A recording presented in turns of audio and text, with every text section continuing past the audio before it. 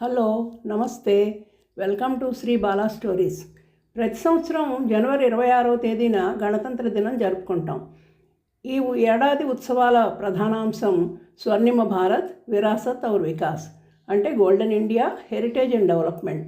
ఈ సందర్భంలో భారతీయ సంస్కృతి యొక్క విశిష్టతను మనం తప్పకుండా తెలుసుకోవాలి. భారతీయ సంస్కృతి ఎంతో ప్రత్యేకతను కలిగి ఉంది. ప్రపంచ దేశాలన్నీ క్రీస్తు శకం అని కాలాన్ని పరిగణిస్తే భారతదేశంలో కొన్ని వేల సంవత్సరాలకు ముందే యుగ విభజన అమల్లో ఉంది.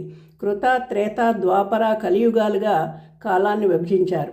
సింధు నాగరికత ప్రాచీన నదీలోయ నాగరికతల్లో ఒకటి. అప్పటి నుండి నేటి వరకు భారతీయ సంస్కృతి ప్రవాహం అవిచ్ఛిన్నంగా కొనసాగుతూనే ఉంది. ఎక్కడ అంధకార యుగం కానీ విచ్ఛిన్నం అవడం కానీ జరగలేదు. భారతీయ సంస్కృతిలో సమ్మేళనం ఒక విశిష్ట లక్షణం. ప్రాచీన కాలం నుండి అనేక మంది విదేశీయులు దండయాత్రికులుగా, వర్తకులుగా, సాహసికులుగా, యాత్రికులుగా మన దేశంలోకి వచ్చారు. వీరిలో కొందరు ఇక్కడే నివసించడానికి ఇష్టపడ్డారు. వారిని సమాజంలో కలుపుకోవడం జరిగింది. అందువల్లనే భారతీయుల్లో ప్రపంచంలోని ప్రధాన జాతుల లక్షణాలు కనబడతాయని అంటారు. విన్సెంట్ స్మిత్ అనే చరిత్రకారుడు భారతదేశాన్ని జాతుల ప్రదర్శనశాల, మ్యూజియం ఆఫ్ రేసెస్ అన్నాడు. భారతీయ సంస్కృతిలో మానవ జీవితానికి ఒక అర్థం, పరమార్థం కల్పించబడ్డాయి.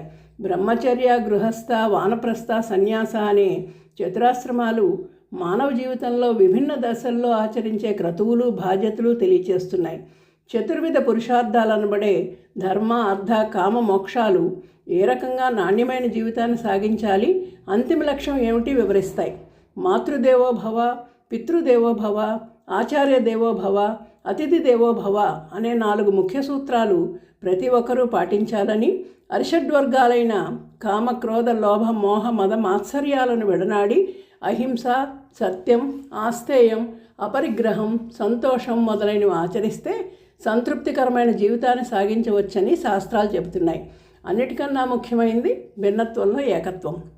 భారతదేశంలో అనేక రకాల భిన్నత్వాలు ఉన్నప్పటికీ ఏకత్వ భావన ఉండడం ఒక ప్రత్యేకత. ఒకే తరహా పాలన, జాతీయ భావన, జాతీయ చిహ్నాలు, నాయకులు, ఉమ్మడి చరిత్ర, సంస్కృతి, రవాణా సౌకర్యాలు, భారతమాత భావన మొదలైనవి భారతీయుల్లో సమైక్యతా భావాన్ని పెంపొందిస్తున్నాయి. ఉమ్మడి వ్యవస్థలు, ఆదర్శాలు ప్రభావంతో ప్రజలంతా భావం, ఆలోచన ఒకటై ఉండడం వల్ల వివిధ జాతుల వారిని గుర్తించలేము అని హెర్బర్ట్ రిస్లీ భారతీయ వ్యక్తిత్వాన్ని వర్ణించాడు. ఇదే మన సంస్కృతి యొక్క విశిష్టత.